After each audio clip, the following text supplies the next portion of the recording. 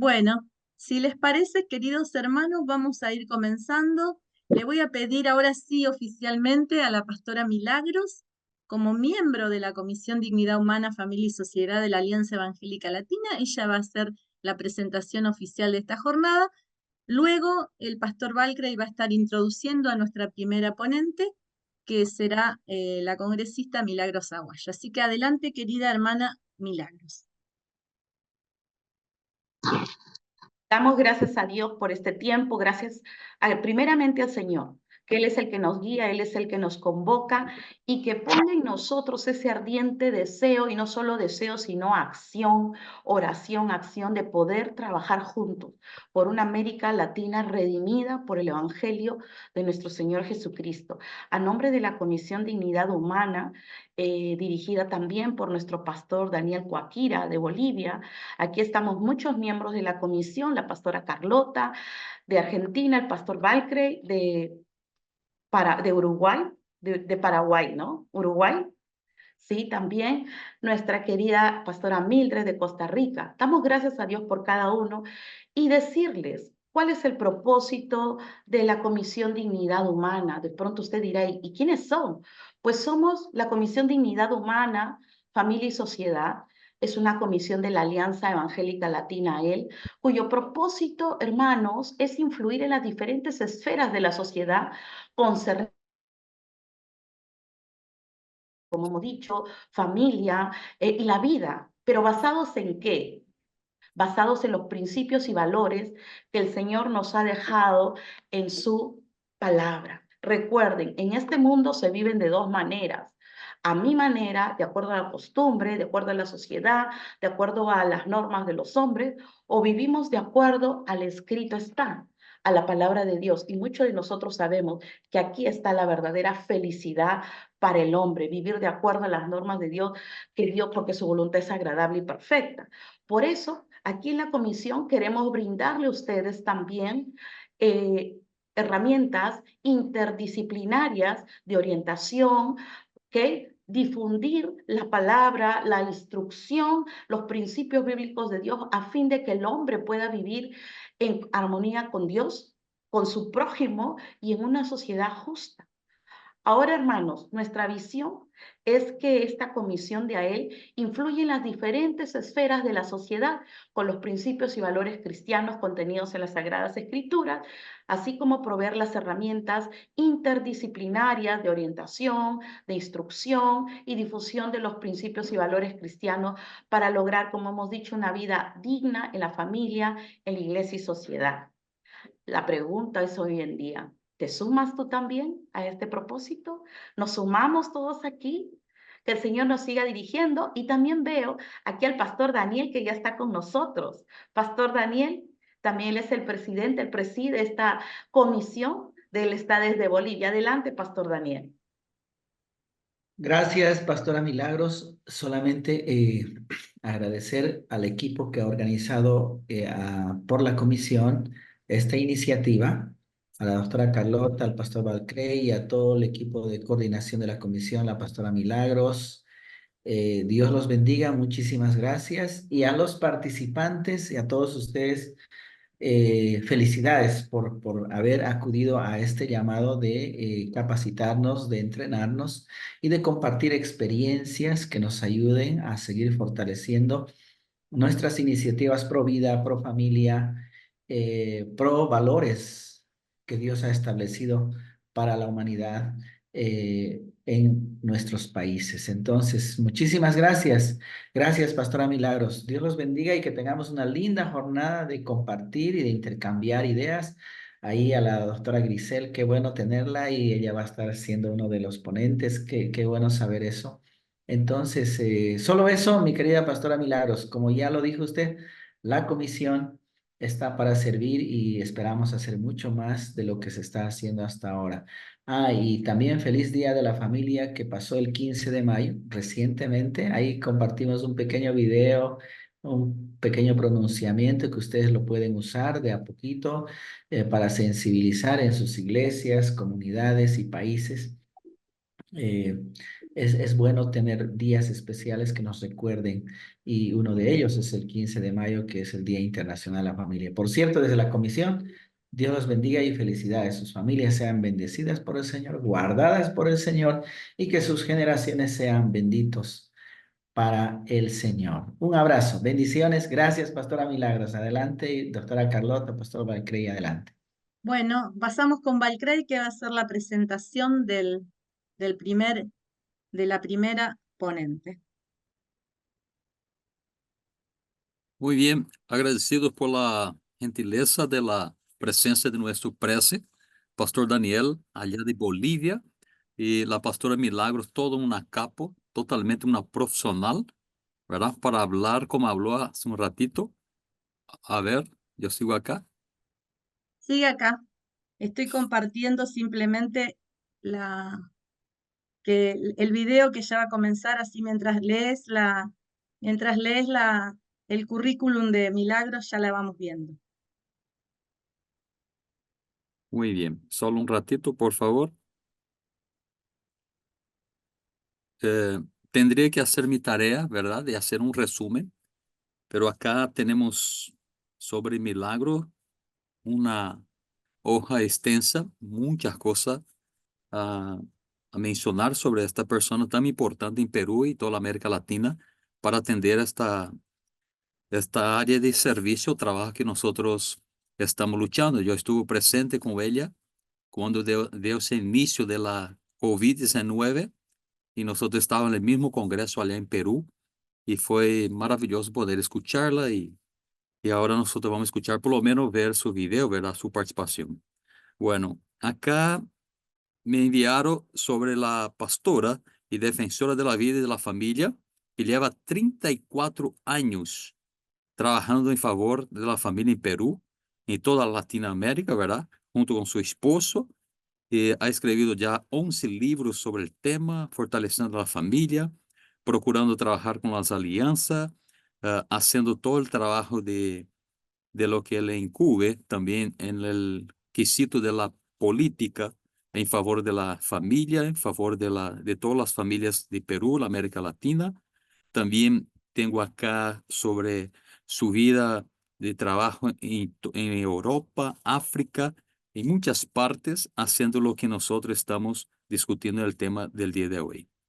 En las elecciones en Perú, ella es una congresista con más de 63,000 votos. Este es muy excelente acá en América Latina, ¿verdad? El número de personas votando en favor de esta causa o de la persona que va a defender esta causa, que es la doctora y pastora Milagros Aguayo. Y bueno, hay muchas más cosas acá a mencionarle. También hace parte de la Comisión de Salud de la Población, Comisión de Inclusión Social de Población Vulnerable allá en Perú, la Comisión de Defensa del Consumidor. También es miembro de la Comisión de Educación, de la Juventud, Deporte, la Comisión de Justicia, Derechos Humanos, una serie de cosas que está involucrado la doctora y la pastora Milagros, que está trabajando incansablemente por esta causa de la defensa y la familia. Bueno, como decía al empezar, hay muchos trabajos que ella desarrolló como leyes, varias leyes allá en Perú, trabajando en favor de toda la causa que nosotros representamos y estamos luchando. Así que quiero ya pasar a la doctora Carlota para que dé continuidad, porque hay infinidad de cosas para hablar de la pastora Milagros y estamos agradecidos por su video, o sea, por enviarnos por lo menos el video debido a la necesidad que estamos teniendo y ella ausente en persona, pero hizo la gracia de enviarnos el video. Adelante, doctora Carlota.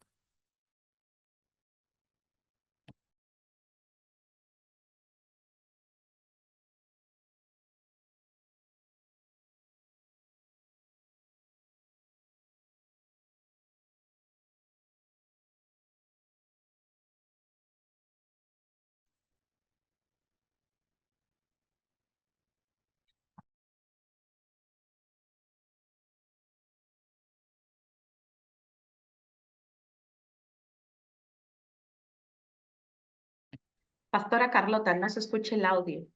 Exactamente. Hay que compartir donde dice compartir quizás con audio para que salga.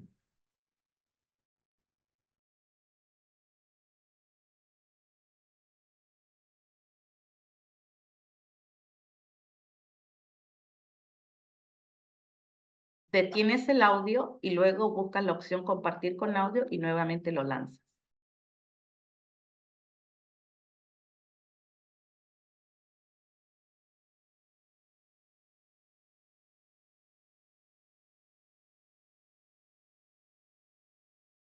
¿Ahora?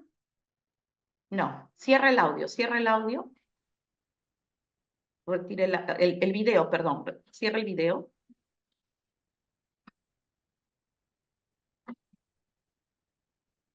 Dejar de compartir el video, sí. Así es. Al lado izquierdo vas a ver que dice compartir con audio. Pones compartir y al lado izquierdo dice compartir con audio, cliqueas y lanzas el video.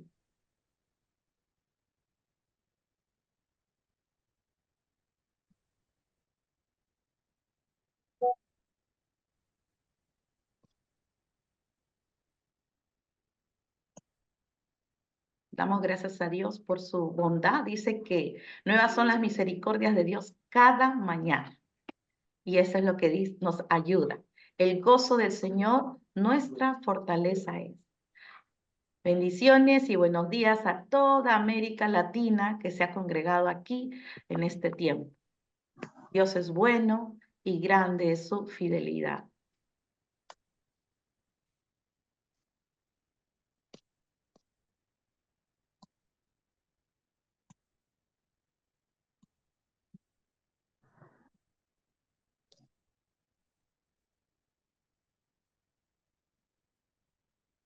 Pastora Milagros, Pastor Daniel. creo que tenemos la presencia del pastor Jonathan Proietti, que es el coordinador o mejor dicho, el secretario ejecutivo de la Alianza Evangélica Latina. Parece que está por ahí. Bueno, se encuentra el pastor aquí de pronto para que nos dé un saludo a nombre de AEL, de la Alianza Evangélica Latina. ¿Se encuentra Pastor Jonathan? Sí, aquí estoy. Muy Pastor, buenos buen días día. para todos. Lamento no poder abrir la cámara ahora. En realidad podría abrirla porque estoy aquí con mis niños. Aquí. Ah, qué lindo. Hay que mostrar a estos niños en una comisión como esta, ¿verdad? Ahí está el zorro, miren. Un saludo grande, un placer y espero que sea de gran bendición esta jornada para la unidad, para la extensión del reino. Así que un saludo grande a todos de parte de la Junta y muy contentos por el accionar de esta comisión. Un fuerte abrazo para todos. Bueno, ahí voy a tratar de reiniciarlo. No podía minimizarlo para reiniciar. Ahí estoy tratando de reiniciar. Gracias, Pastor Jonathan, por su saludo. Que disfrute este tiempo con familia, de su familia. Así es.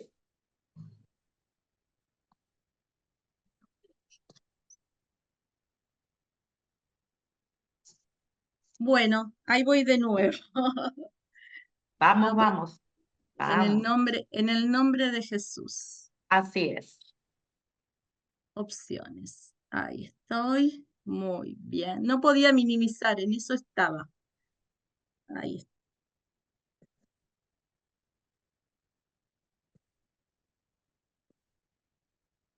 Los participantes. Deseo agradecer a la Alianza ¿Ahora? Evangélica Latina por invitarme a Se brindar escucha. unas Muy bien. impresiones respecto al tema Le puede subir de volumen. género y su impacto en América Latina. Tema totalmente relevante en el momento en el que vivimos. Quisiera iniciar preguntando ¿por qué los cristianos hablamos de ideología de género y no de enfoque de género? ¿Por qué cuando evidenciamos que el denominado enfoque de género no es científico, recibimos una serie de descalificaciones por ello? Este tema se ha tratado de tergiversar desde los inicios, pues ingresó en nuestros países con el paraguas de que se trata de un tema de igualdad entre hombres y mujeres, y así fue vendido en varios países, incluso en nuestro país, que es el Perú, Nos dijeron que con el enfoque de género no se discriminaría más a las mujeres en el ámbito legal, profesional, laboral, entre otros ámbitos. Sin embargo, no se trataba únicamente de un tema de igualdad entre hombres y mujeres. Grande fue la sorpresa cuando la ansiada igualdad de derechos entre hombres y mujeres fue poco a poco dejado de a un lado para impulsar una agenda ideológica que buscaba crear nuevos conceptos tratando de diferenciar entre sexo y género, creando conceptos como la orientación sexual o identidad de género. Me explico. Todos nacemos biológicamente como hombres o mujeres. El denominado sexo biológico que no es asignado cuando se produce de función de gametos con la concepción.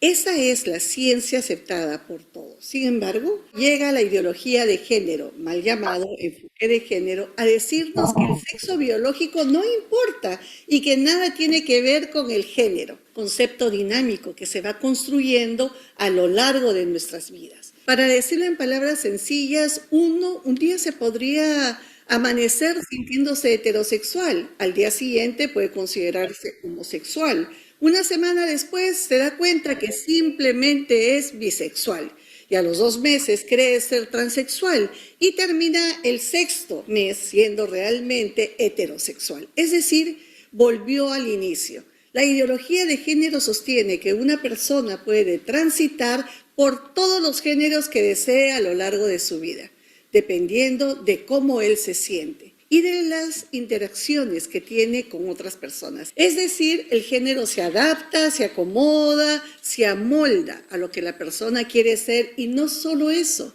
La ideología de género parte por enseñar principalmente a los niños que esta creencia debe ser respetada para todos. Se aplican sanciones sociales y hasta penales con los denominados delitos de odio, que ya se encuentran en los códigos penales de muchos de nuestros países. Pero eso no es todo con la ideología de género, que como ya dijimos, no tiene nada que ver con la igualdad entre hombres y mujeres, sino que diferencian también entre cómo uno se autoidentifica, denominando a ello identidad de género, y por quien uno se orienta sexualmente, denominando orientación sexual. Entonces tenemos una ideología que relativiza todo y ya no importa cómo naciste desde el punto de vista científico, hombre o mujer, sino depende de cómo tú te sientas para determinar qué eres, cual resulta un poco riguroso. Muchos critican nuestra posición porque señalan que estamos errados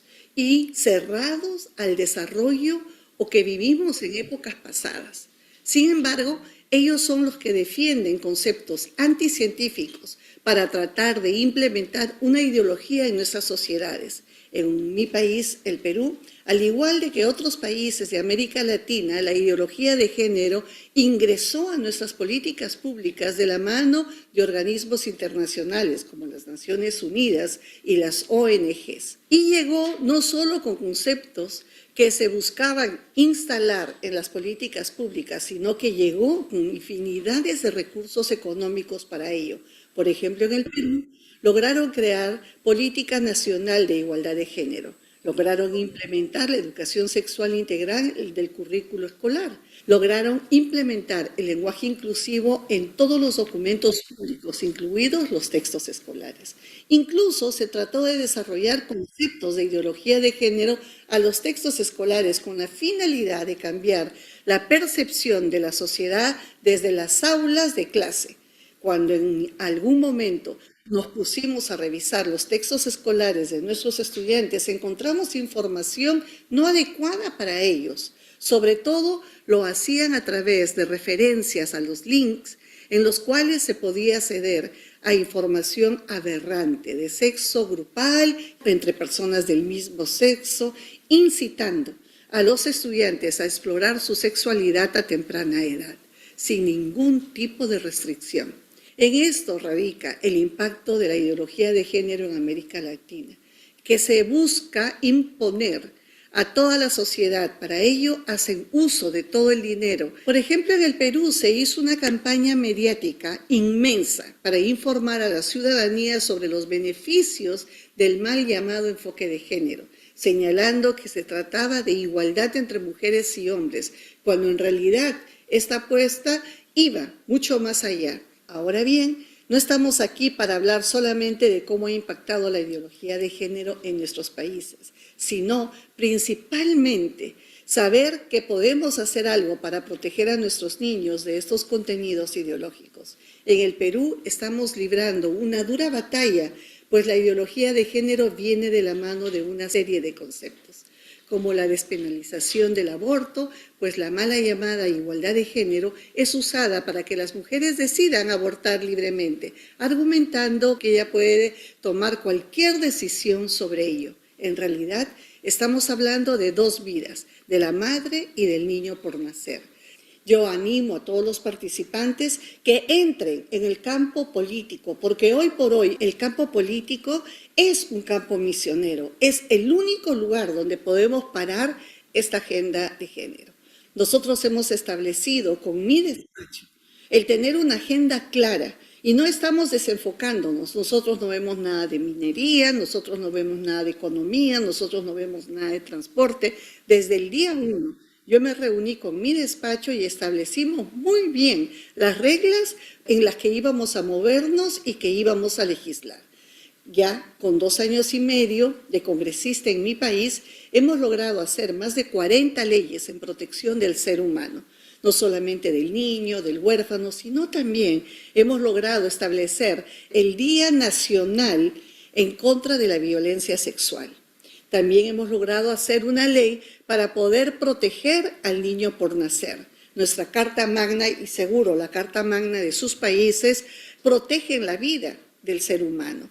Entonces nosotros fuimos a la Carta Magna y lo pusimos ley, estableciendo que el niño por nacer tiene derecho a la vida, tiene derecho a un trato digno, tiene derecho a la salud y tiene derecho a todo cuanto le acontezca. Nosotros también establecimos la ley para poder quitar y derogar toda ideología de género en los textos escolares. Esto ya es ley. No solamente hemos quitado la ideología de género, el lenguaje inclusivo de los textos escolares, sino también de todo documento que sale del gobierno. Esto ya fue publicado también en el peruano, ya es ley. Quiere decir que nosotros no vamos a permitir que entren a quitarnos nuestra lengua materna para poder ellos implementar una diferente manera de hablar. Los niños hablan de una manera con los padres, hablan de una manera con los primos. ¿Y cómo los vamos a tener en el salón de clases estudiando con un lenguaje que ellos no conocen? También hemos desarrollado leyes para que la salud de los recién nacidos pueda ser atendida de acuerdo a su necesidad. Por ejemplo, hemos hecho una ley para establecer a nivel nacional los bancos de leche materno-infantil.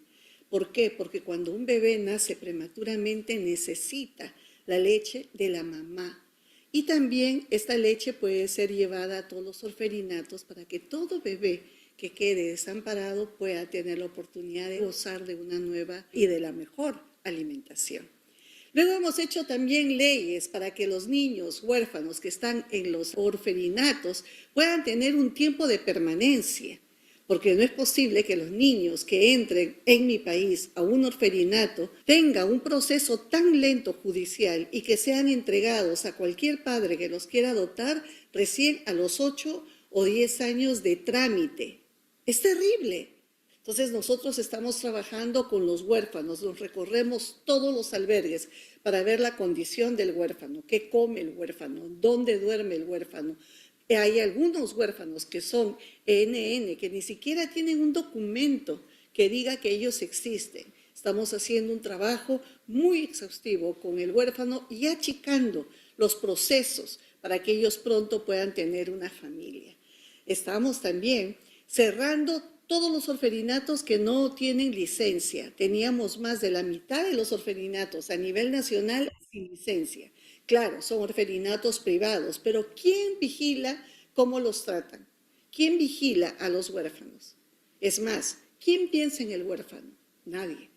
Había una niña ella nació en Lima, pero como era una niña que tenía cierto déficit de atención y era una niña inquieta, la mandaron a Huánuco. De Huánuco la mandaron a Tacna, cerca de Chile. De ahí la mandaron a Ayacucho y de ahí en Arequipa la mataron a la niña. La mató su cuidadora con una almohada y brazadas que le quitaron a ella la posibilidad de respirar.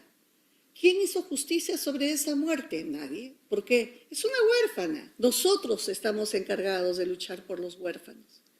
También hemos establecido leyes para la protección de nuestros ancianos, dándoles a ellos la oportunidad de vivir dignamente.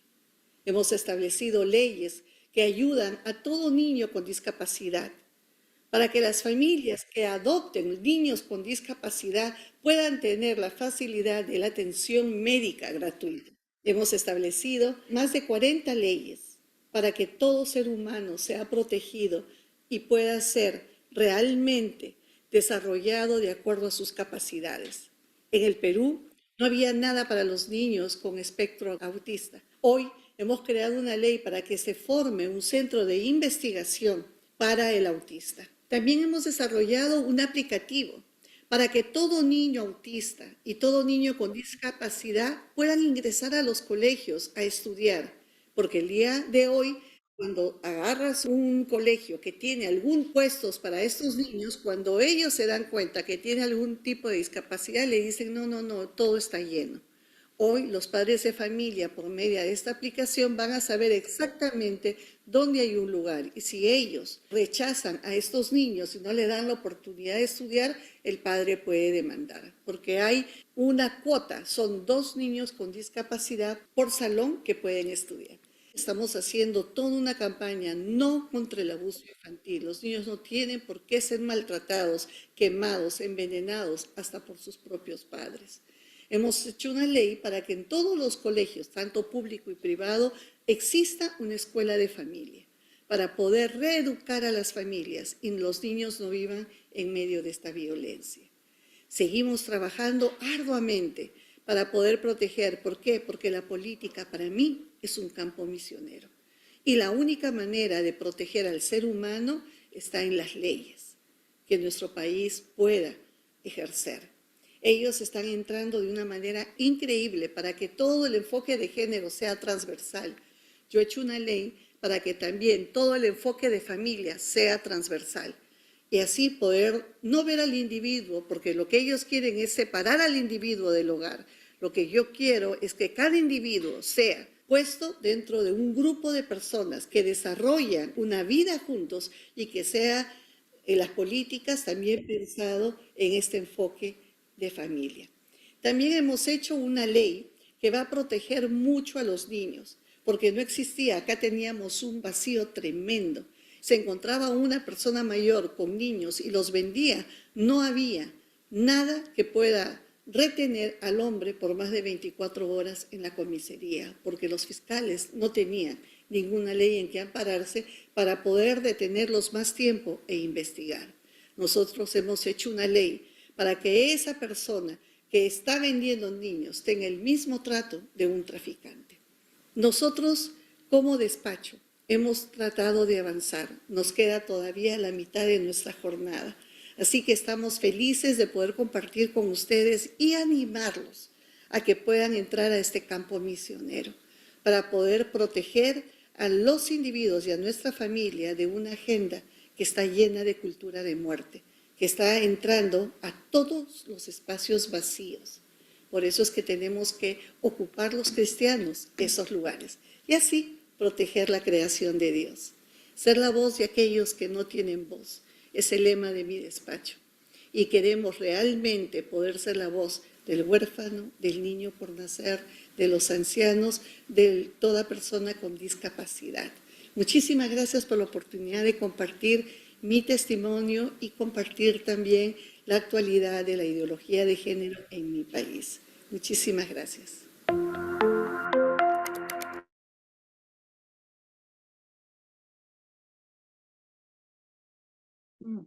Muy bien, muy bien. Disculpas porque probamos ayer, probamos hoy. Y bueno, siempre hay algún inconveniente y salía el sonido y todo. Probamos hasta última hora con Grisel todo para que estuviera bien, pero bueno, a veces suceden esas cosas. De todos modos, podemos compartirles luego el tema de el video con el permiso de la congresista para los que no pudieron escuchar. La idea, querida audiencia, en este día es efectivamente poder estar, a ver que hay un micrófono, ¿no? Ahí está, silenciamos. La idea es en este día estar viendo, por un lado, como lo hicimos en la primera jornada, este aspecto práctico, lo que nos comentó la congresista Milagros Aguayo de su experiencia. Desafiarlos a participar en organizaciones sociales, participar también en el ámbito político para cambiar, para transformar la sociedad con los valores que nosotros en los que hemos creído, que surgen de la palabra de Dios. Y también queremos que ustedes aprendan en lo teórico, por eso hemos invitado de manera especial a nuestra querida hermana Grisel Pereira, a ver si podemos que Valcrey pueda estar leyendo algo de lo que Grisel sí hace. La verdad que también tendríamos varias páginas para leer de lo que es Grisel Pereira, una mujer admirable que trabaja y ha trabajado muchísimo en favor de los valores cristianos en su país, Uruguay. A ver, Valcrey, si podés estar contando de qué se trata el currículum de nuestra querida Grisel Pereira. Excelente. Estamos muy agradecidos por su presencia, por tomar el tiempo de poder compartir con nosotros. La doctora Grisel, nosotros ya estuvimos juntos en Brasil, creo que allá también en Punta Cana, en varias partes, donde ella está con su gracia, digo, porque sabe hablar del tema de una forma que no es de ninguna manera ofensiva, que hay mucha gente que quiere defender lo suyo, pero quiere atropellar el otro, ¿verdad? Pero toda la vez que la escuché, me gusta escucharle y quiero hablar un poquito de su currículo. Grisel Pereira es doctora en Derecho y Ciencias Sociales, especializada en Derecho de Familia, un posgrado en Derecho, Religión de la Universidad de Montevideo, también integrante en la representación de Uruguay de las comisiones latinoamericanas como Dignidad Humana, que estamos nosotros, Familia y Sociedad, también Libertad Religiosa y Derechos Humanos de la AEL, que es la Alianza Evangélica Latina. También él es integrante del Instituto Jurídico Cristiano del Uruguay, que esto me pareció tan importante, y de la Federación Interamericana de Justicia Cristiana, ¿verdad? Bueno, es conferencista en Uruguay, fuera del país, en temas de familia, educación, en derecho de los padres a educar a los hijos. También trabaja mucho con el tema de ideología de género, violencia doméstica y sigue la lista de todo lo que está actuando la doctora Grisel. También es docente del Seminario Teológico Siloé y otros institutos allá en su país. Es autora de un trabajo escrito, Objeción de Conciencia en el ámbito educativo, publicado por la Universidad de Montevideo, entre otros temas que podríamos, como decía la doctora Carlota, hablar de nuestra, de la ponencia que va a dar nuestra querida Grisela ahora. Ella fue también diputada en Uruguay, yo no sabía esta información, qué interesante. Diputada en el año 2010 a 2014, como también 2015 hasta el 2019. Así que damos la bienvenida a la doctora Grisel Pereira, que Dios le bendiga y que pueda dar todo lo que nosotros necesitamos escuchar de tu parte.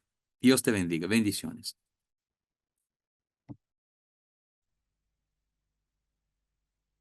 Bueno, muchísimas gracias, mi querido pastor Valcrey.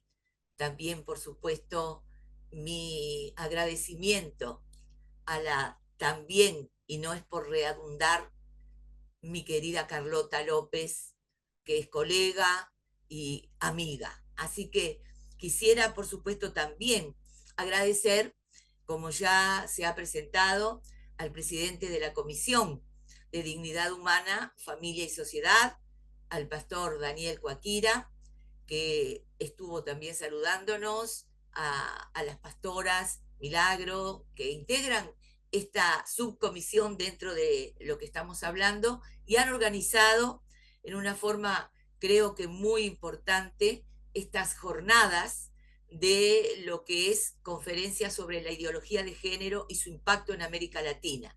Como se ha dicho aquí también, yo participé como oyente, por supuesto, en la primera conferencia con los dos expositores que ya determinó sus nombres la doctora Carlota López, y fueron excelentes, tanto la parte teórica del primer expositor como la práctica del segundo ponente. Y bueno, creo que en este momento estamos dispuestos para poder hacer algo más, aportar, como digo, me gusta muchas veces decir, como un granito de arena, y suelo también decir que de muchos granitos de arena se hace una playa. Así que en ese caso estaríamos contribuyendo de esta forma para que podamos algo más hablar de lo que es la ideología de género. Sé que se ha descrito el concepto tanto en la primera conferencia como ahora la pastora Milagros Aguayo, que también excelentemente ha dado a conocer lo que es y de lo que podemos hablar. Pero me gustaría, en todo caso, sí reafirmar algún concepto de lo que es la ideología de género y contribuir aportando algún otro elemento dentro de esta temática, ¿no? De lo que es la ideología de género. Y por supuesto también referirme un poquito al final a la parte legal, que es importante, creo, porque tanto en Uruguay, donde yo estoy, como se ha dicho, pero en prácticamente todos los países de América Latina tenemos la misma legislación o se ha introducido este adoctrinamiento. Lo mismo que también aquellos que nos están mirando desde España o los hispanoparlantes de Estados Unidos, que también deben tener similitud en alguna legislación y, por supuesto, en el adoctrinamiento en toda la educación pública y privada, desde lo que es la educación inicial, desde los primeros años, todo primaria, secundaria y en algunos otros también institutos de cada país. Así que creo que ya podemos comenzar, mi querida Carlota, ¿está bien? ¿Sí? Correcto, correcto. Bien, entonces vamos a, como digo, refrescar e introducir algún concepto nuevo que tiene que ver con este tema. Como están viendo, entonces, hemos titulado, como es precisamente el título de esta conferencia, la ideología de género y su impacto en América Latina. Bueno, podemos refrescar. ¿Qué es la ideología de género? Es un sistema de pensamiento cerrado, porque siempre me gusta decir, hablamos de ideología, y cuando decimos ideología, su palabra nos está llevando a que es un conjunto de ideas, por lo cual hablamos de una ideología. Pero las ideologías pueden ser positivas o negativas. En este caso, la ideología de género podemos catalogarla como negativa. ¿Por qué? Porque es un sistema de ideas o de pensamientos cerrado. ¿Qué quiere decir? Que no admite una posición contraria. Entonces decimos, es un sistema de pensamiento cerrado que expresa que las diferencias entre el hombre y la mujer, a pesar de ser anatómicas, no corresponden a una naturaleza fija, hechas según los roles y estereotipos de cada sociedad, porque dicen que cada sociedad asigna a los sexos esa naturaleza. Esta ideología sostiene que el sexo es neutro, no se nace ni varón ni mujer, como se ha dicho aquí. Cada uno puede optar por ser varón o mujer según se sienta o se perciba, ¿verdad? Introduce estos conceptos de cómo me sienta o cómo me perciba. Esta ideología afirma que no existen, por lo tanto, los sexos femenino y masculino, sino solo roles que se pueden cambiar en la vida todas las veces que se quiera. Continuamos. ¿Dónde nace esta ideología? Bueno, podemos decir rápidamente, para ser muy breve, del feminismo radical o fundamentalista, si queremos también, que sostiene que la cultura machista, patriarcal, heteronormativa, ha transmitido a las mujeres las actitudes que les conviene a los varones. ¿Para qué?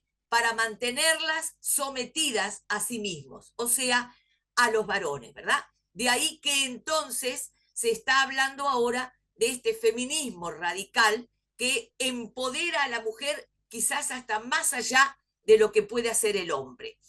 Pero ¿qué postula la ideología de género? En primer lugar, niega la biología, señalando que las personas nacen sexualmente neutras, como recién dije, defendiendo que hay más géneros que el femenino y masculino, como por ejemplo homosexuales, lesbianas, gay, bisexuales, transgénero, travestis, transexuales, intersexuales y queer, o sea, lo que conocemos como el colectivo LGBTIQ+, porque, como ustedes habrán escuchado, hablan de que hay más de 100 géneros, ¿verdad? Así que hay una variedad muy extensa de acuerdo a lo que esta ideología transmite, según lo que sienta la persona, y que pueden elegirse todas las veces que se desee. Esta ideología sostiene que la atracción del sexo masculino al femenino y viceversa no es asunto de la naturaleza, sino que es impuesto por la sociedad y que se puede cambiar entonces todas las veces que se quiera. O sea, es un hecho cultural. No es que se nazca mujer o varón, sino que la cultura, la sociedad es la que lo ha introducido y es la que le asigna, como se ha dicho también aquí, el sexo. Seguimos. Hay tratamientos hormonales, lamentablemente, que proponen terapias o tratamientos para bloquear el desarrollo hormonal propio de cada sexo. Y luego de ese bloqueo hormonal se dan hormonas del sexo opuesto. ¿Para qué? Para adquirir las características correspondientes al sexo opuesto. O sea, que si es una niña, una mujer que nació mujer, ¿verdad? No que se le asigna, sino que nació mujer por todas sus características, bueno, puede, en el caso de que se sienta o perciba del sexo opuesto, puede acudir al médico, puede acudir a los terapeutas y decirles que quiere cambiar de sexo. Bueno, entonces bloquearán, en este caso, con hormonas, el desarrollo hormonal natural de esa niña y luego entonces se le darán hormonas del sexo opuesto. ¿Para qué? Para que desarrolle las características del sexo opuesto, o sea, para que engrose su voz, para que crezca su cabello, ¿verdad? Para que adquiera las características de, en este caso, si es una niña, de un varón, y viceversa. Seguimos. También, lamentablemente, reitero, se realizan cirugías de reasignación del sexo, por las cuales se amputan los miembros y los órganos sexuales externos.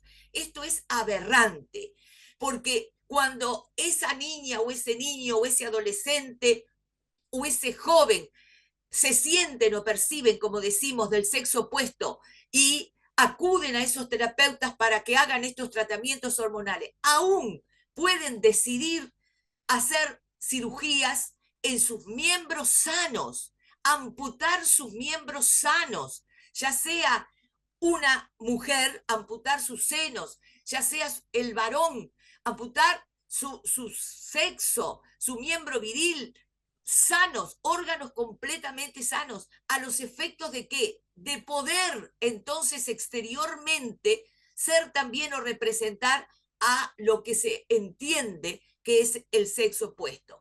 Seguimos, por favor. La siguiente.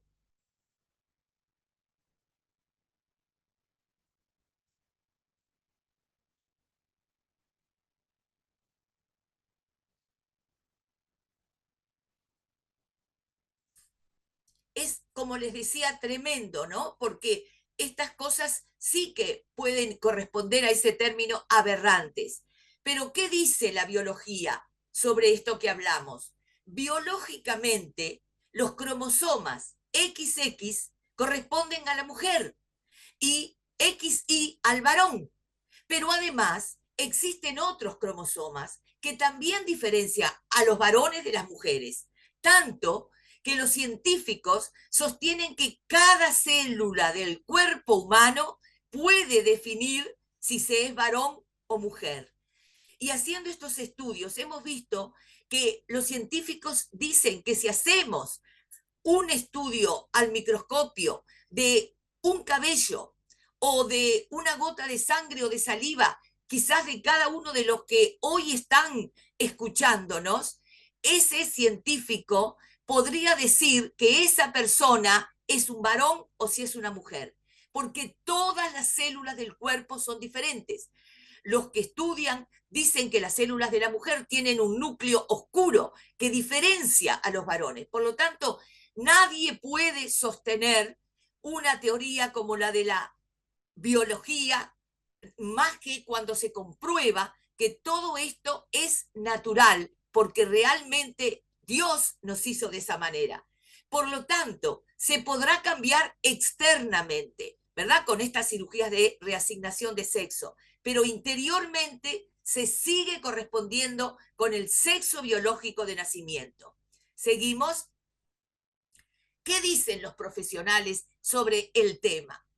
El Colegio de Pediatras en Estados Unidos, ya el 21 de marzo del 2016, publicó un artículo titulado La ideología de género hace daño a los niños, donde insta a los padres, a los educadores, a los legisladores a rechazar esta ideología. Refieren que la sexualidad es un rasgo biológico objetivo. Son los hechos y no la ideología, no las ideas, quienes determinan la realidad. ¿Seguimos? Aquí tenemos una imagen que confirma, los niños nacen siendo niños y las niñas nacen siendo niñas. Es biología, no ideología. Seguimos. ¿Qué más dicen los profesionales? Miren qué interesante.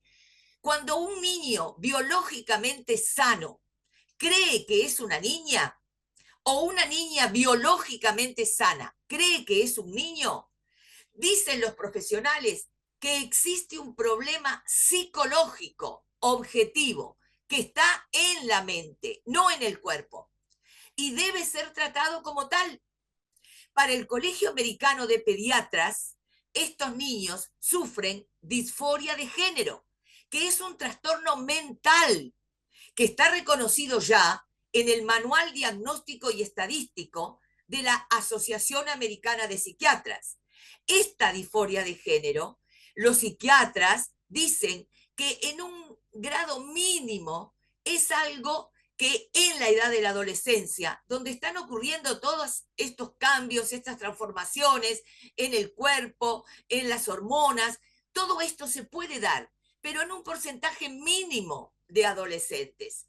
No obstante, esto seguimos en la próxima, vemos que de acuerdo con el manual citado y según el Colegio de Pediatras de Estados Unidos, hasta el 98% de los varones, fíjense ustedes, casi la totalidad, y el 88% de las niñas con disforia de género, o sea, con este trastorno transitorio de la adolescencia, aceptan finalmente su sexo biológico tras superar la pubertad. Establecen que ya a los 18, 20, 21, 22 años se reacomoda perfectamente la mente con el cuerpo.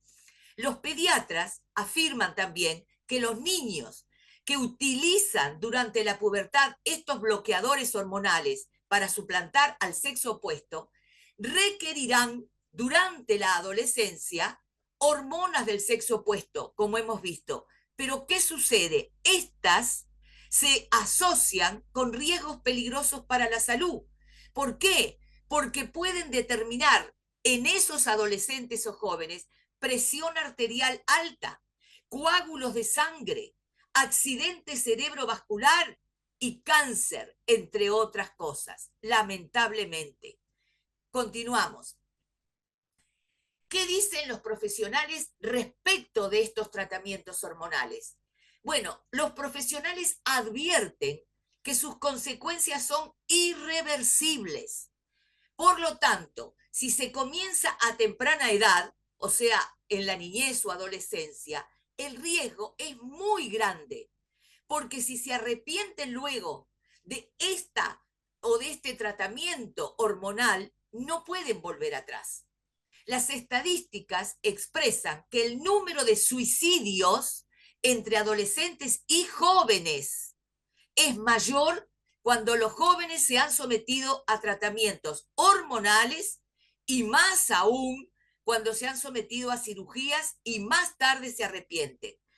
Es tremendo cuando después de estos tratamientos hormonales y como dicen los profesionales, aún habiéndose hecho estas cirugías de reasignación de sexo, llegan a los 22, a los 24, a los 30 años y se dan cuenta que no es lo que realmente querían. Es terrible, porque no pueden volver atrás, no hay regresión. ¿Y cómo solucionan el tema? Bueno, muchísimos, lamentable, se quitan la vida. Por eso es tan importante que podamos desenmascarar esta ideología falsa. Seguimos. La ideología entonces de género es una ideología, como hemos dicho, porque es una construcción intelectual. Dijimos un conjunto de ideas, de pensamientos cerrados, una construcción intelectual que busca ¿qué? Busca modificar la sociedad a través de la intervención política, ¿verdad? Por eso lo hemos dicho y como explicó la congresista Milagros, a través de leyes, a través de resoluciones, a través de diferentes normativas en los países. Busca modificar la sociedad a través de la intervención política, violando el derecho de los niños y adolescentes a ser informados con una educación sexual sin ideologías. Y también los docentes tienen derecho a recibir capacitación no ideologizada ni parcial para optar libremente qué y cómo enseñar. Y aquí entra lo que conocemos como libertad de cátedra. O sea, acá se está violando con esta ideología tanto los derechos de los niños y adolescentes como también el derecho de los docentes, cuando son obligados a poder hablar o transmitir o adoctrinar en los diferentes niveles de la enseñanza con esta ideología falsa. Pero tenemos, por eso ahora vamos a hablar brevemente de lo que es precisamente la libertad de cátedra en el caso de los docentes, porque sé que seguramente hay muchos docentes que nos estarán escuchando. Y por eso hemos dicho, ¿qué es el derecho de cátedra?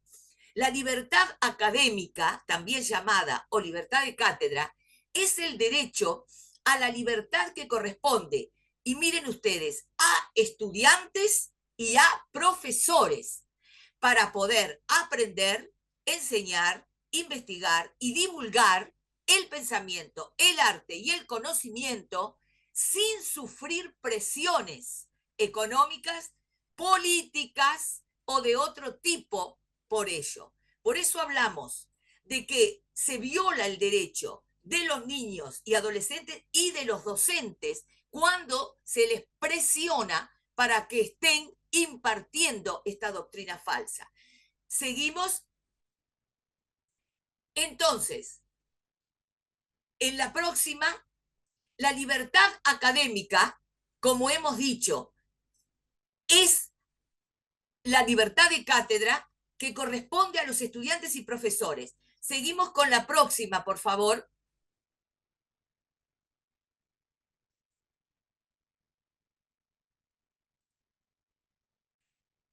Vamos a hablar también del principio de lo que es la neutralidad del Estado, porque tiene que ver con lo que recién hablamos. La neutralidad es un principio que promueve la laicidad con el fin de hacer efectivo el derecho fundamental de ¿qué? De la libertad religiosa e ideológica. Cuando hay separación entre la Iglesia y el Estado, como sucede en la mayoría de los países latinoamericanos que tienen un sistema democrático de gobierno. Entonces, quiere decir que la laicidad tiene que ver con el principio de neutralidad del Estado. Cuando estamos ante un Estado que tiene la separación correcta de la que estamos de acuerdo, con la que estamos de acuerdo entre la Iglesia y el Estado, tenemos un Estado laico, ¿verdad? Pero eso significa que tiene que haber un respeto por el derecho fundamental de la libertad religiosa e ideológica. No solamente respetar el derecho de libertad de religión, que es fundamental, también respetar las ideologías. Por eso no se puede ejercer la presión ideológica sobre niños, adolescentes, ni sobre los propios docentes. Y permítame aquí, solo a título informativo o ilustrativo, poner lo que dice una ley nuestra de Uruguay que habla de la laicidad y creo que es una descripción o un concepto correcto de laicidad. En la ley de educación nuestra, 18.437, que entró en vigencia en el año 2009 en Uruguay, el artículo 17 describe lo que es la laicidad y dice: el principio de laicidad asegurará el tratamiento integral y crítico de todos los temas en el ámbito de la educación pública, como mediante el libre acceso a las fuentes de información y conocimiento que posibilite una toma de posición consciente de quién se educa. Y miren ustedes, se garantizará la pluralidad de opiniones y la confrontación racional y democrática de saberes y creencias. Lo traigo aquí porque entiendo que es una correcta definición de lo que es la laicidad, aunque también tengo que admitir lamentablemente que no se cumple aún en nuestro país en los centros de enseñanza pública. Pero de cualquier manera creo que sirve para ilustrar como modelo a aquellos que están escuchando y que también están en sus lugares ocupando puestos de la legislación como para poder tomarla y poder introducirla. Y aquí brevemente nomás quiero decirles que hemos puesto algo sobre lo que sería una educación sexual correcta, no la ideología de género. No voy a leer todo, sino simplemente decir que creo que la ideología de género no tiene nada que ver con una educación sexual como se le pretende hacer ver, sino que es un adoctrinamiento totalmente, como dijimos, ajeno a la propia biología. Una educación sexual correcta tendría que ver, sobre todo, como puse allí destacado, resumiendo, dos aspectos fundamentales. Destacar desde el punto de vista sexual el compromiso y la madurez. Eso, hacer saber a los jóvenes lo que significa el compromiso de tener, por ejemplo, relaciones sexuales a temprana edad. Saber, obviamente, como puse allí, una educación sexual correcta, enseñar lo que es la higiene de determinadas partes del cuerpo, también para prevenir los abusos sexuales, decir que esas partes íntimas, enseñar a los niños de que no se deben tocar, que no se deben mostrar, que no puede participarse a nadie, ningún extraño de esas partes, etc. Pero no, obviamente, hablar de ideología de género cuando se pretende enseñar lo que es una educación sexual, que sí debe enseñarse en términos correctos para que todos los niños y adolescentes entiendan a qué se debe. Y pongo finalmente allí que los padres y la familia, a través de su función educativa, tienen el privilegio y la responsabilidad de asumir este rol, o sea, de transmitir o enseñar lo que es una educación sexual correcta. Seguimos. ¿Sabías que, además de impartir el adoctrinamiento antes mencionado sobre la sexualidad, en el programa de la ideología de género, y esto es a nivel general en América Latina, existen guías llamadas educativas sobre diversidad afectivo-sexual? Por ejemplo, en Uruguay, y he visto en otros países, hay una titulada Propuesta Didáctica para el abordaje de la educación sexual en educación inicial y primaria, que promueve esta ideología en todos los niveles de la enseñanza pública. Y fíjense ustedes, ¿qué es lo que dicen? Estas guías que se dicen de consulta para los docentes expresa que los niños de 3 y 4 años pueden experimentar juegos sexuales y que entre otros juegos se sugiere que un día de clase los varones vayan vestidos de niñas, las niñas vayan vestidos de varones, y que los docentes pueden organizar juegos para que se reconozcan las partes blandas y duras del cuerpo, para que se hagan cosquillas, para que se hagan masajes y para que se acuesten en el suelo. Esto es algo que en las láminas, en la parte didáctica de los docentes, se les presiona para que lo hagan. Continuamos. ¿Cuáles son las consecuencias entonces de todo esto que estamos viendo de la ideología de género? Es muy claro que plantea un conflicto de identidad en los niños y en los adolescentes, que lleva a formar niños inseguros y confundidos, el cual no se plantearía si no fueran forzadamente expuestos a ella.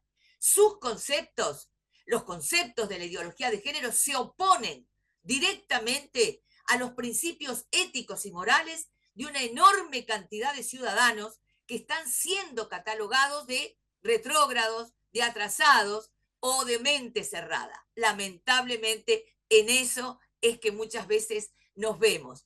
Pero es correcto decir que se plantea un conflicto en la identidad que no se plantearía si no fueran expuestos a ello. Pero ¿cuál es la respuesta para este gran problema?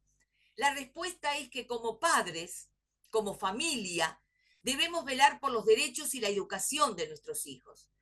Existen leyes nacionales y tratados internacionales que amparan el derecho de los padres a educar a sus hijos y que ordenan a los estados el cumplimiento de esas leyes, las que también establecen el derecho de los padres a transmitir su religión y o creencias a sus hijos. Es lo que vamos a ver. Pero quiero compartirles, a propósito de lo anterior, simplemente que redacté una carta hace muchos años, porque en estos temas vengo trabajando hace mucho, más de 18, 20 años, en la que en esa carta yo pongo legales para que los padres presenten a las autoridades de la enseñanza pública diciendo que no están de acuerdo en que a sus hijos se les enseñe o se les adoctrine en esta ideología. Y por lo tanto solicitan que se les exima de estar en esas clases sin sancionarles, por supuesto. Y la verdad que doy gracias a Dios que hemos tenido éxito en que presentando esas cartas, como lamentablemente en nuestro país no se ha bajado de enseñar esta ideología de género, entonces también puedo compartirlas con mucho gusto, después se les puede enviar este material para que cada uno puede adaptarlas a la legislación de su país y puede también usarlas como un instrumento, si es que aún esa ideología de género se está impartiendo en los diferentes niveles de la enseñanza de sus países. Y por eso entonces he dicho que realmente esto que no tenemos otra posibilidad, si no se ha derogado la ley o no se ha bajado la resolución, podemos igualmente pelearla, podemos igualmente hacer algo para que a nuestros niños, a nuestros adolescentes, no se les imparta esta ideología. Si seguimos ahora, Carlota, por favor. La próxima.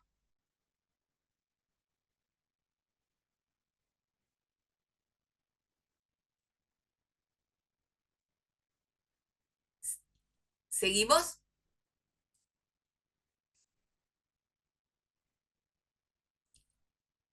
La siguiente.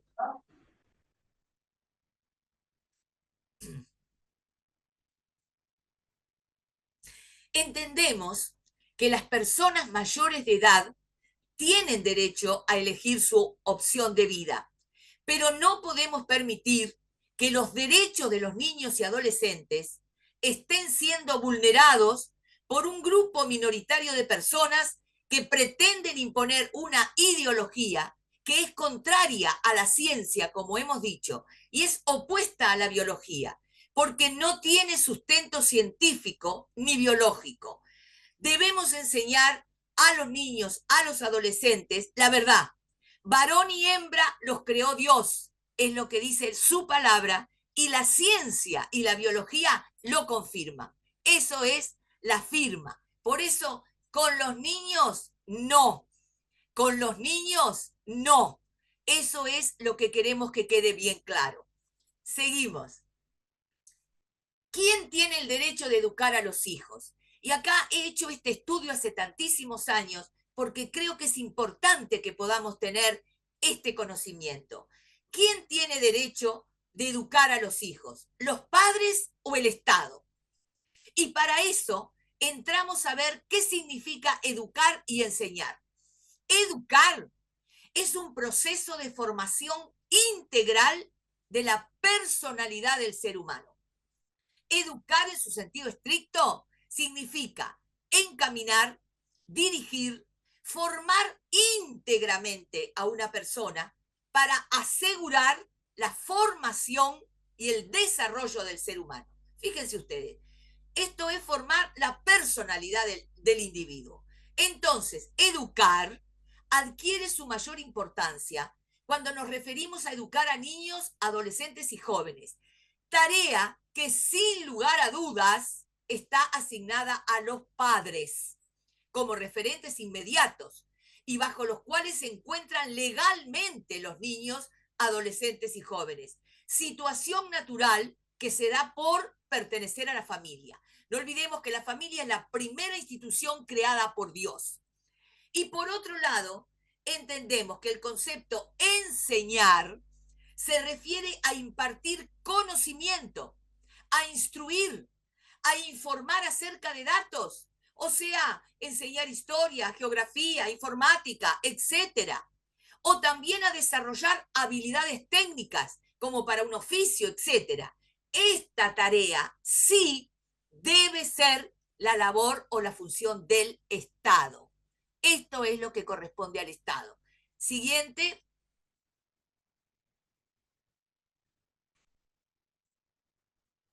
Por eso hacemos esta diferencia, ¿verdad?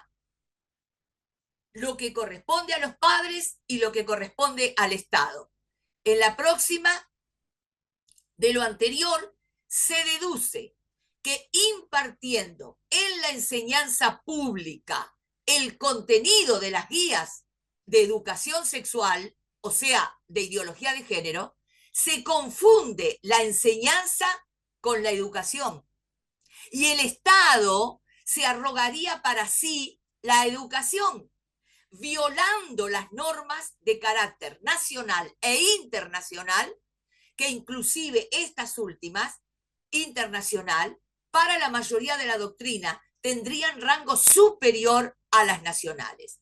Quiere decir que acá se están invirtiendo los roles y el Estado se arroga para sí la educación, como es la educación sexual, que entra dentro de la educación integral y que corresponde a los padres. Pero tenemos, para ir concluyendo, los fundamentos bíblicos para la educación de los hijos. Y vamos a ver luego los fundamentos legales que están apoyados en estos fundamentos bíblicos. Entonces, ¿cuál sería el principal fundamento bíblico para que determinemos y entendamos que los padres son los que tienen que educar a los hijos? Bueno, nada más ni nada menos que los 10 mandamientos. ¿Que saben qué? Participo de la posición de que los 10 mandamientos, como dicen algunos estudiosos, sería la primera constitución escrita. Fíjense ustedes, esto es realmente algo sumamente importante. Hablar de que los 10 mandamientos realmente son la primera constitución escrita, porque allí se habla, ahí Dios establece los principales derechos, los valores y los principios que luego las leyes universalmente toman para plasmar en las diferentes constituciones estatales y en las leyes de cada país. Pero surgen aquí, de ahí que yo digo siempre que, por supuesto, la Biblia, la palabra de Dios, es la fuente del derecho. Y aquí tenemos el 5º mandamiento, por ejemplo, que dice: honra a tu padre y a tu madre para que se prolonguen tus días sobre la tierra que el Señor tu Dios te da. Entiendo que este mandamiento, como entrando o formando parte de la primera constitución escrita, no solamente se dirige en forma personal a cada uno de nosotros individualmente. Esto también es una ordenanza, una orden para los estados, para los gobiernos. Porque si hablamos de una constitución, en la constitución o en las constituciones se establece todo lo que debe hacer el gobierno, el Estado. Entonces también el gobierno de cada país debe honrar al padre y a la madre, debe respetar lo que dicen realmente estas palabras. Y por eso tenemos entonces en esa anterior, Carlota, por favor, la anterior, aquellos, como dije, fundamentos bíblicos, y también yo les cité allí otros fundamentos en Proverbios que hablan de ese mandato a los padres, pero los fundamentos legales. Por ejemplo, como sé que tenemos obviamente una audiencia importante de Argentina, tenemos una audiencia importante de Perú, seguramente hay uruguayos, pero los otros países de América Latina pueden también ver sus propias legislaciones nacionales. Por ejemplo, en la Constitución Nacional de Argentina, el artículo 75, inciso 19, establece como atribución del Congreso sancionar leyes de organización y de base de la educación, que consoliden, que aseguren la responsabilidad indelegable del Estado, la participación de la familia y la sociedad, la promoción de los valores democráticos y la igualdad de oportunidades y posibilidades sin discriminación alguna, y que se garanticen los principios de gratuidad y equidad en la educación pública estatal y la autonomía y autarquía de las universidades nacionales. Pero aquí entonces se destaca en la propia Constitución la participación de la familia, que por ley debe ser tomada en cuenta. Seguimos. Y también tomé de la Constitución de Perú el artículo 13, dice educación y libertad de enseñanza, y dice que la educación tiene como finalidad el desarrollo integral de la persona humana. El Estado reconoce y garantiza la libertad de enseñanza. Los padres de familia tienen el deber de educar a sus hijos y el derecho de escoger los centros de educación y de participar en el proceso educativo. Fíjense qué clarito está establecido en la Constitución peruana. Y también la Ley General de Educación de Perú, 28.044, habla de la libertad de enseñanza, que es reconocida y garantizada por el Estado. Los padres de familia o quienes hagan sus veces tienen el deber de educar a sus hijos, el derecho a participar en el proceso educativo y a elegir las instituciones en las que estos se educan de acuerdo con sus convicciones y creencias. Perfecto. Tomado esto, como vamos a ver, de los tratados internacionales. Seguimos. Y finalmente también en nuestra Constitución de Uruguay, el artículo 40 dice: la familia es la base de nuestra sociedad. El Estado velará por su estabilidad moral y material para la mejor formación de los hijos dentro de la sociedad.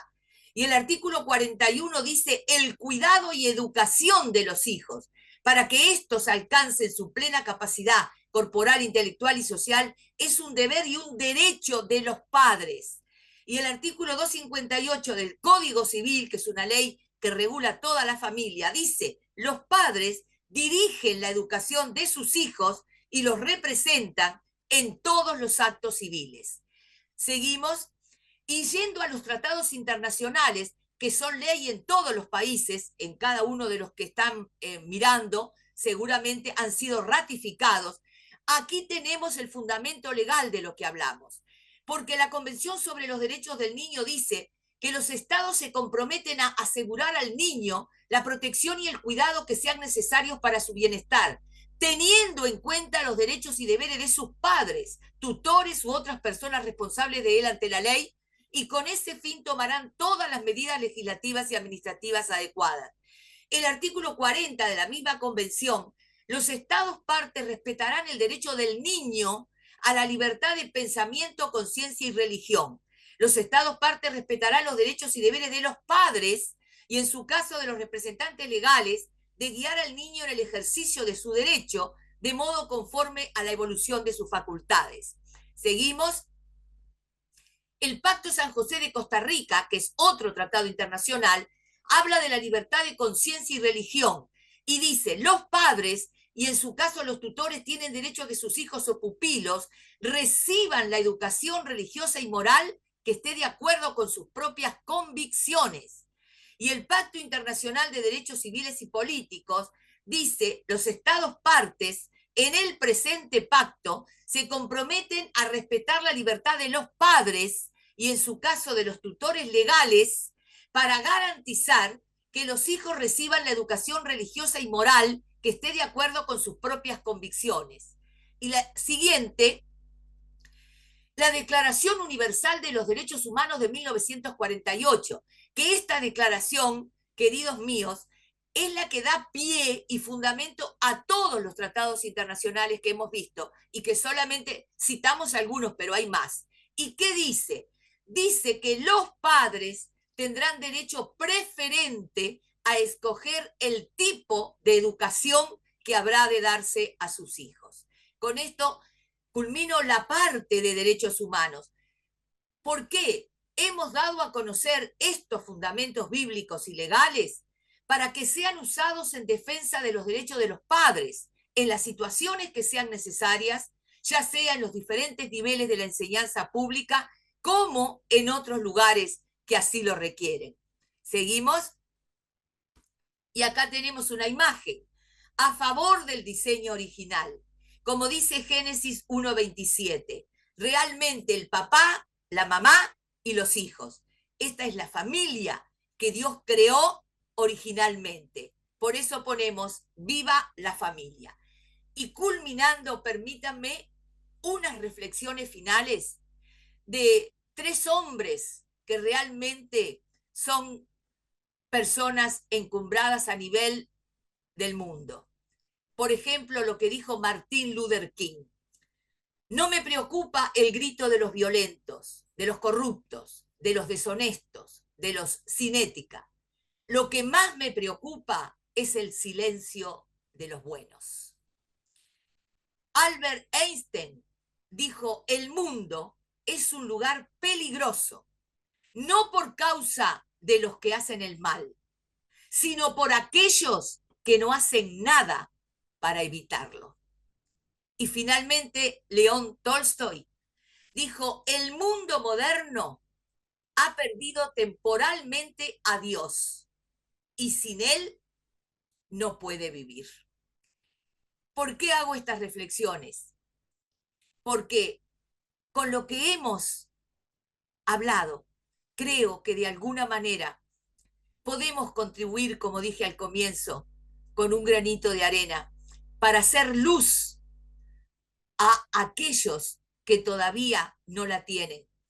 Pero que podamos, como dice también Agustín Laje, podamos vacunar a los niños, a los adolescentes en casa, los padres cumpliendo el rol que le fue asignado por Dios en su palabra y que, como hemos visto, las leyes recogen. Para que cuando esos niños y adolescentes estén en el aula, en la escuela, en primaria, en secundaria, donde estén, sepan que ya sus padres, que ya su familia, que ya los responsables de ellos les han dicho lo que está bien y lo que está mal. Les han advertido de esta ideología falsa para que les puedan decir que realmente Dios, como hemos visto, creó hombre y mujer y creó esta familia original.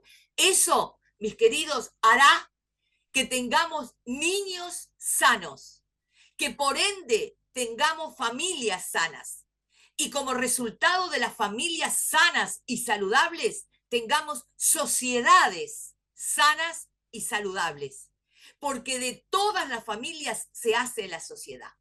Por lo tanto, quiero dejarles este mensaje y pedirles, invitarles a que puedan hablar, a que puedan decir estas cosas, a que puedan contribuir para que todos podamos llegar a lo que Dios ha implantado en su palabra y a lo que el mundo quiere, que realmente seamos felices. Muchas gracias. Excelente, excelente, excelente. No sé, Milagros, si hay preguntas, pero yo anoté algunos puntos que me fascinaron realmente.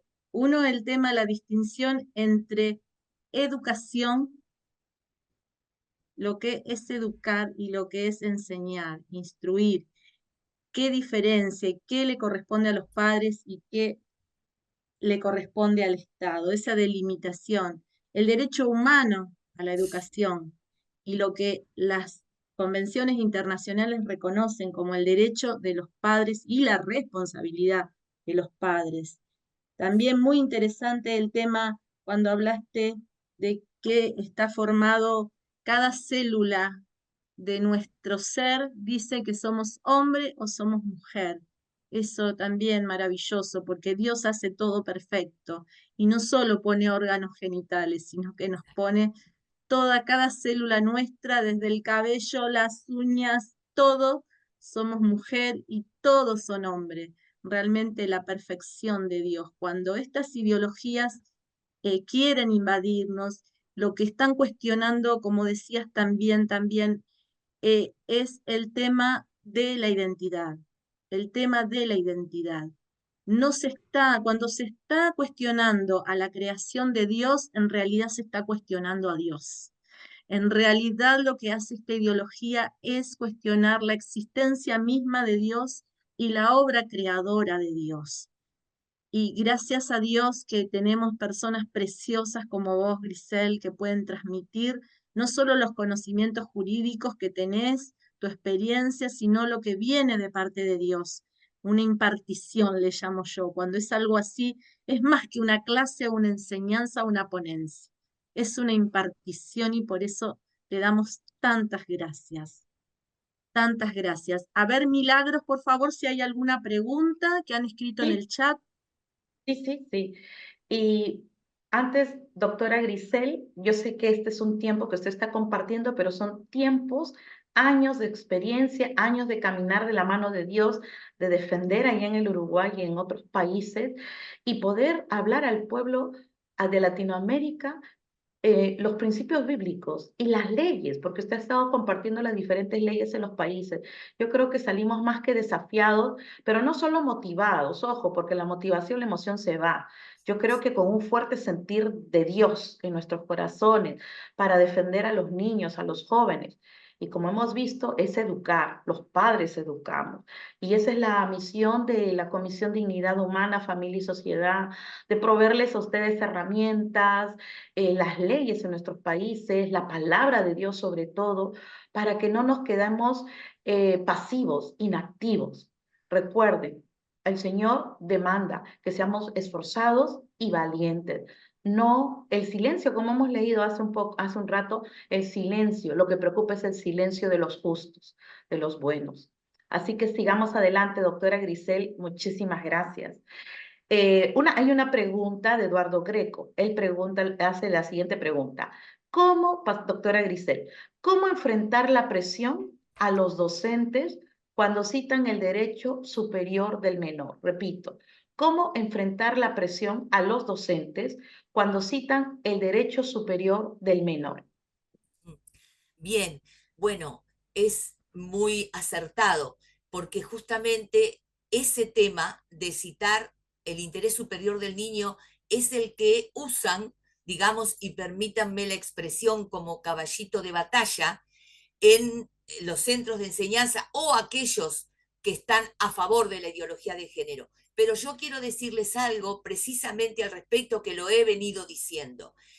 No es el interior superior del niño lo que ellos están defendiendo o lo que se les impone a los docentes. Por eso yo hablé de la libertad de cátedra, en el sentido que los docentes pueden y deben hacer valer su derecho de libertad de cátedra, así como el derecho de los niños y adolescentes a recibir una enseñanza correcta sin ideologías.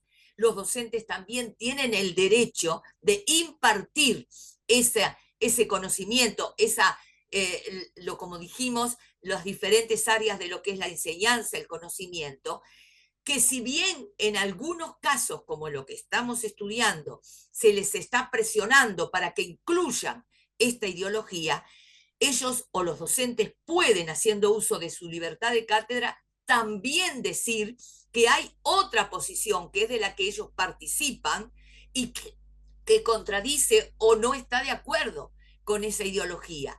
Y el interés superior del niño no es el que se acceda a lo que los niños o adolescentes quieren, porque no están en una edad madura suficientemente en forma intelectual ni biológica de decir que quieren cambiar su sexualidad, o porque son varones ser niñas, o porque son niñas ser varones, porque se sienten o perciben, precisamente por ese adoctrinamiento que les infunde una confusión de identidad.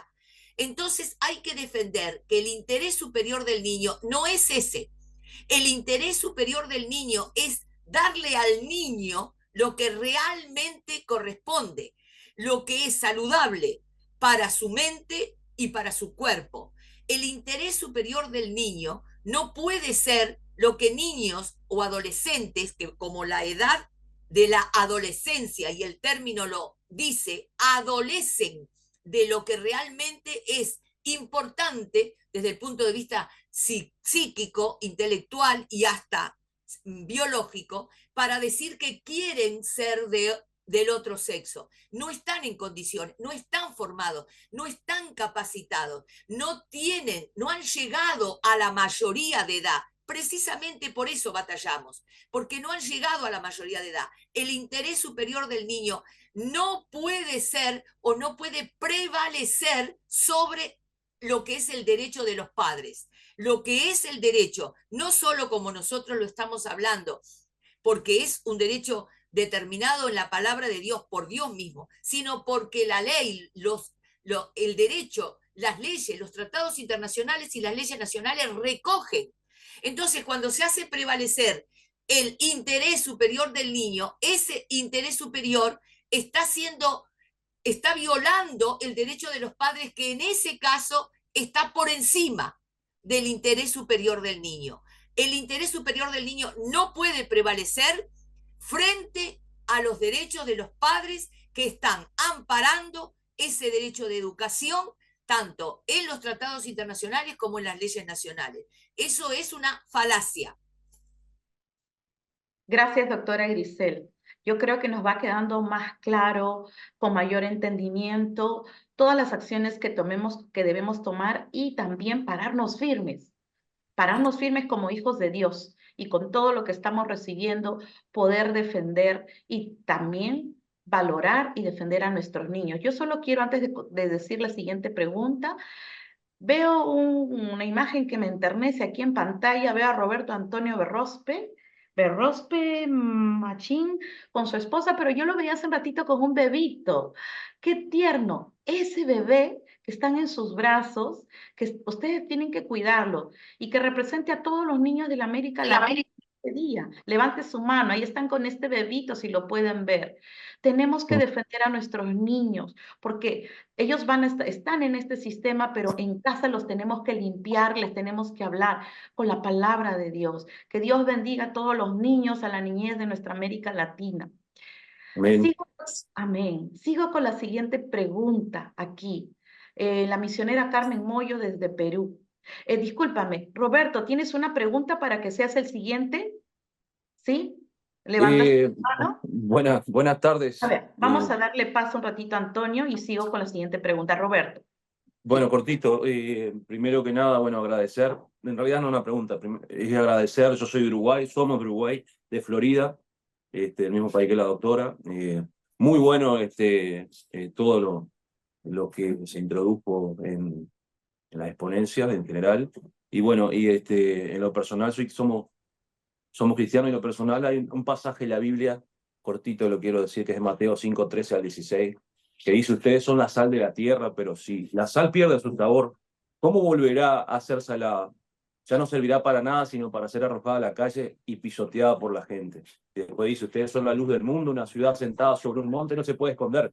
Tampoco se enciende una lámpara y se pone debajo de un cajón, sino sobre el candelero, para que alumbre a todos los que están en su casa. De la misma manera, que la luz de ustedes brille, alumbre delante de todos, para que todos vean sus buenas obras y glorifiquen a su Padre que está en los cielos.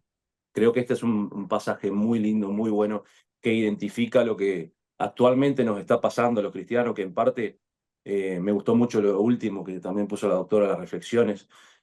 No, en mi opinión, hemos quedado los cristianos de cierta manera, nos hemos alejado de los lugares donde se toman las decisiones, justamente. No sé si por miedo, porque algunos dicen se perdieron los valores, la corrupción, pero somos nosotros justamente la sal de la tierra. Por eso debemos volver a estar en esos lugares. Este es un trabajo que se está intentando hacer acá en Uruguay. De hecho, hay un movimiento político que se llama Encuentro Nacional Cristiano. Y bueno, en parte yo soy referente de ese movimiento acá en Florida. Y bueno, todo este tipo de material nos viene espectacular para tener una rica base de datos de información. Así que muchísimas gracias por lo que vienen haciendo. Amén. Eso. Gracias, gracias. Bendiciones. Amén.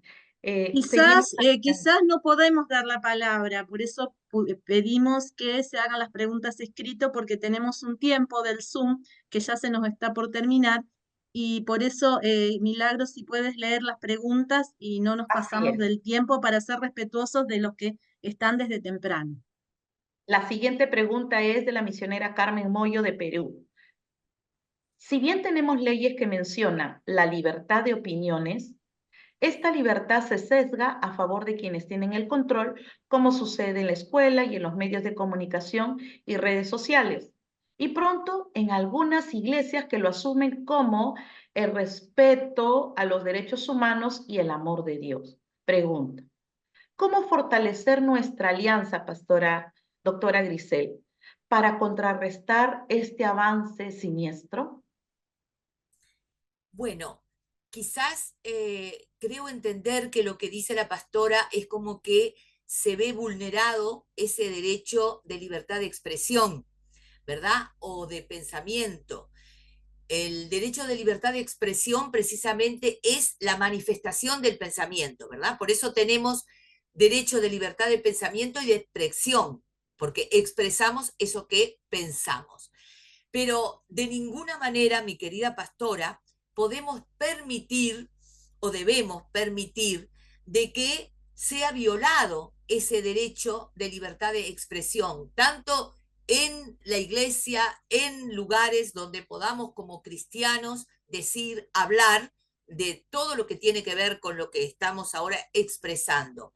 No puede ser violado o no puede ser vulnerado. O sea, tenemos, y como muy bien recién decía la pastora Milagros, de que tenemos que pararnos firmes. Y eso es lo que muchas veces yo trato desde un punto de vista humildemente frente a todos los cristianos, a los líderes, a los pastores, donde inclusive he dado charlas y conferencias en las propias iglesias, de defender los derechos y los que son derechos humanos, que son totalmente defendibles, que no podemos permitir que los políticos o que el gobierno o que determinadas personas que dicen tener un cargo de repente en algún lugar gubernamental puedan pasar por encima de esos derechos, del derecho de la libertad de expresión. De ninguna manera.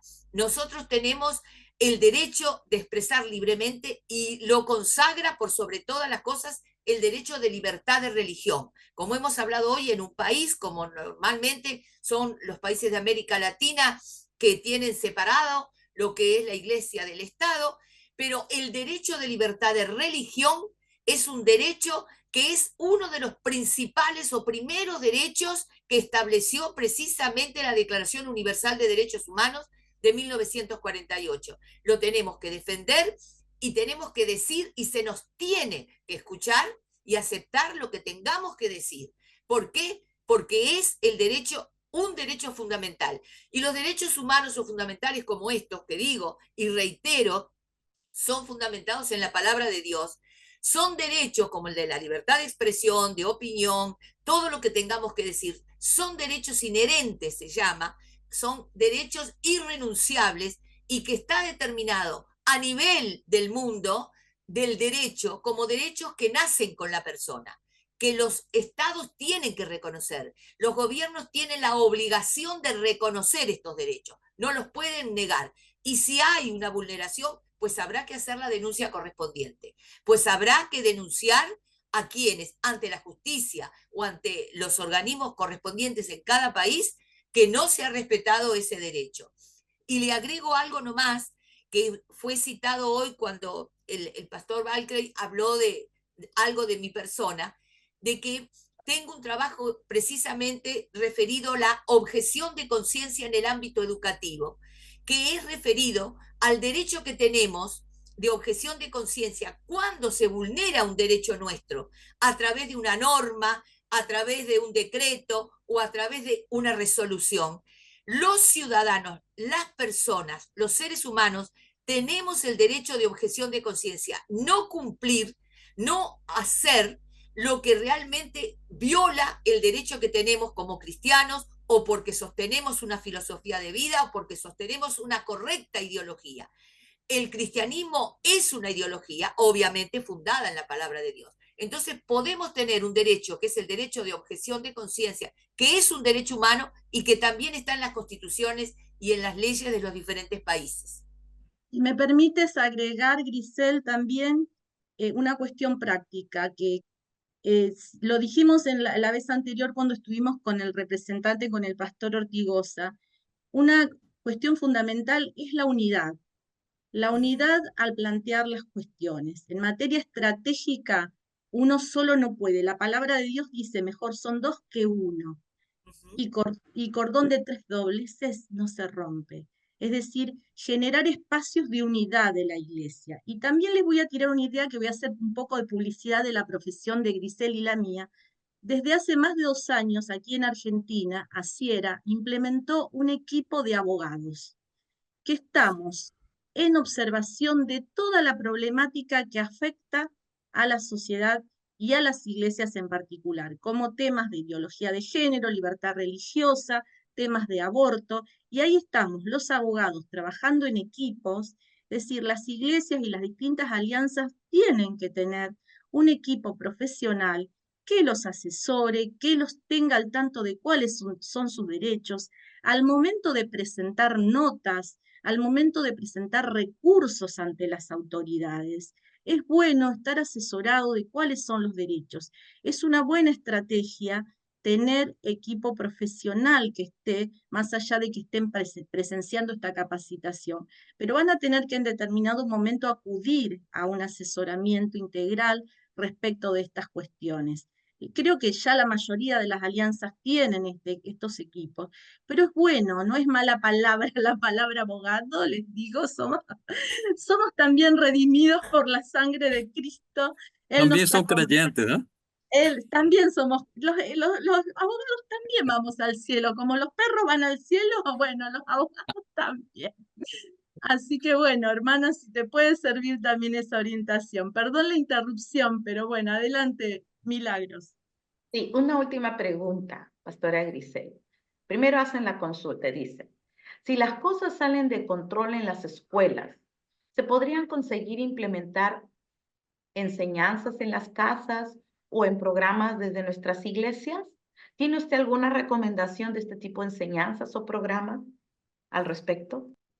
Bueno, quizás supongo que se puede referir a lo que es el homeschooling o el homeschool, que sería impartir la enseñanza en los hogares, en las casas, por parte de los padres o de la familia, como lo estableció también el pastor que hacía referencia a Carlota, que fue en la primera conferencia que él habló, y están implementando el homeschooling para su nieta. O sea, la posibilidad, eso depende de cada país. En Latinoamérica hay varios países que lo hacen, sí, por supuesto que sí. Por ejemplo, en el caso nuestro, en Uruguay, no está, digamos, generalmente aceptado. Inclusive conozco un caso de un cristiano, de un hermano cristiano, que practica esta enseñanza en el hogar, pero no es general, es excepcional. Ahora, habría que ver en los diferentes países de Latinoamérica si está más o menos aceptado, pero sí es una alternativa. Y de hecho, en muchos lugares, por ejemplo, en México es prácticamente habitual que se haga esta enseñanza dentro del hogar. Claro que esto aporta un beneficio tremendo, porque precisamente se va a aplicar todo lo que tiene que ver con los valores cristianos, con los principios, con la enseñanza, con todo esto que estamos hablando, ¿verdad? Ahora, no obstante, si no es posible o no está permitido, porque lógicamente el homeschooling o homeschool necesita que tenga una aprobación por parte del Estado para que sea habilitado, para que lógicamente esos niños y adolescentes puedan cursar todo lo que es el ciclo primario, secundario, por ejemplo. Entonces, si no está habilitado en el país, no va a poder hacerse. Pero alternativa podría, digamos, hacerse, si bien se está impartiendo o esos niños o esos adolescentes están concurriendo a un centro de enseñanza pública o privado, también igualmente, digamos, se puede hacer como un seguimiento paralelo en el hogar. Yo es lo que recomiendo, ¿verdad?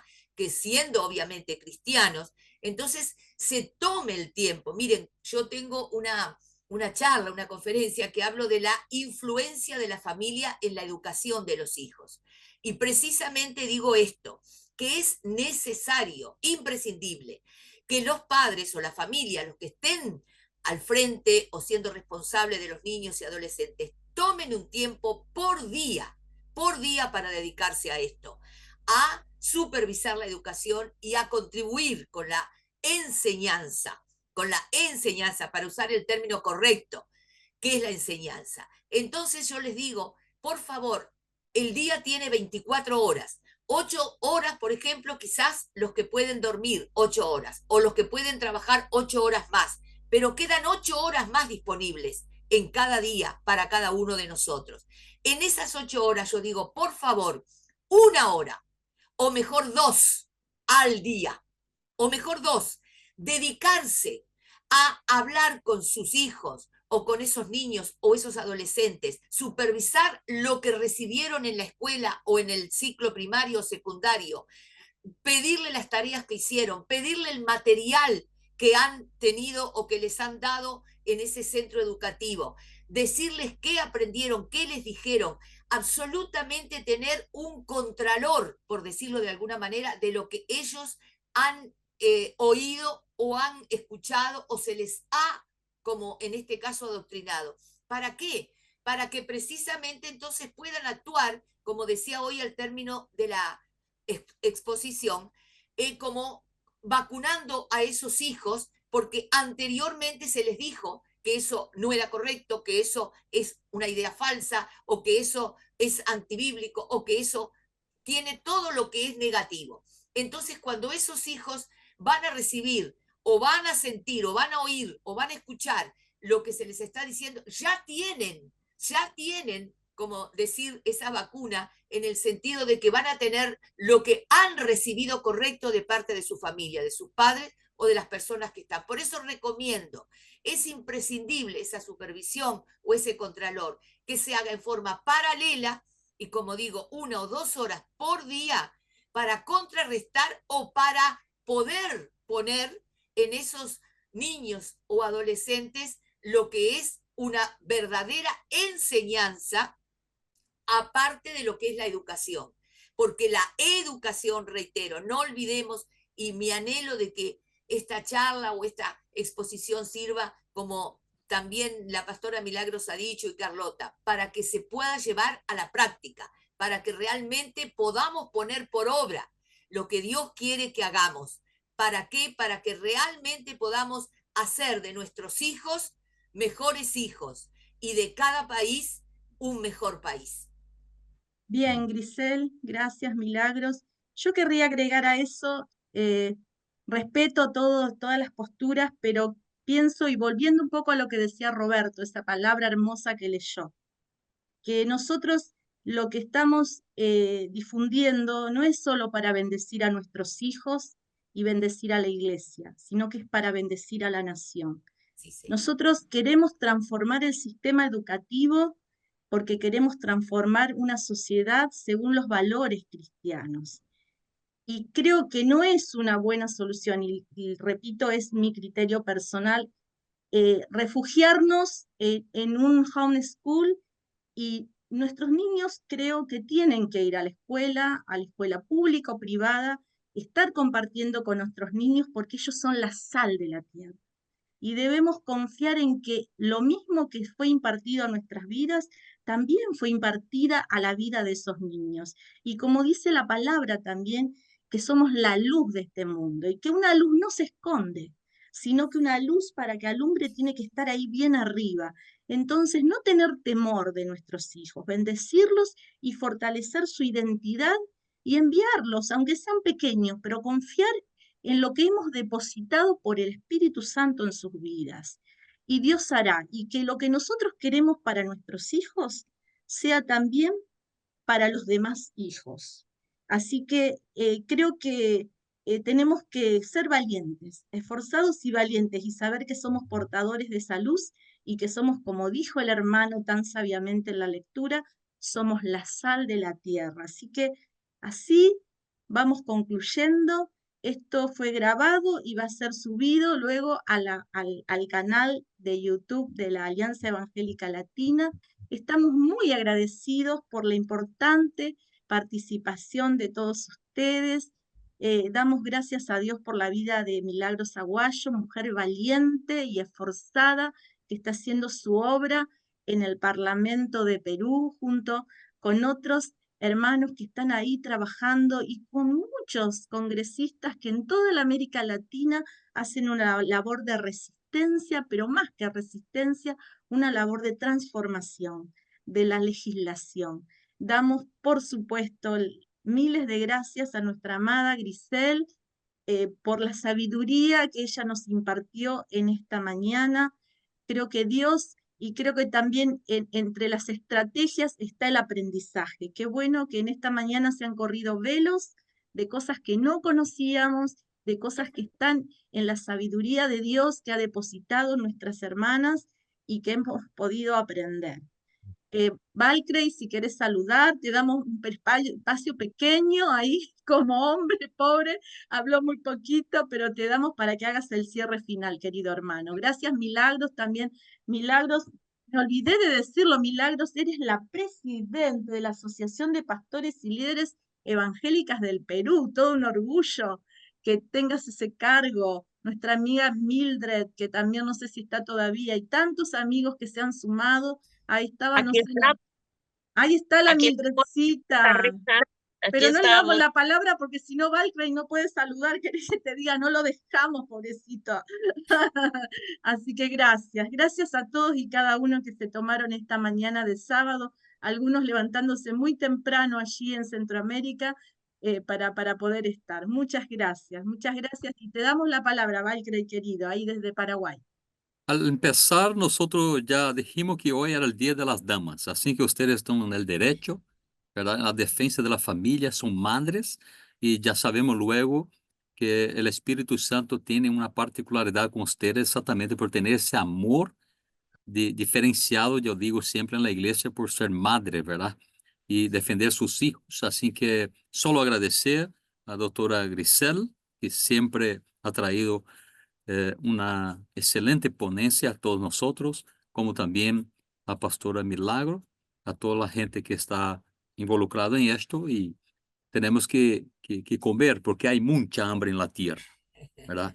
Mucha gente a entrar o salieron, tuvimos muchas inscripciones y esto va a seguir aportando en los corazones, así que solo agradecer, somos muy agradecidos a todos desde la Comisión Dignidad Humana, Familia y Sociedad. Que Dios les bendiga a todos y estamos para servir.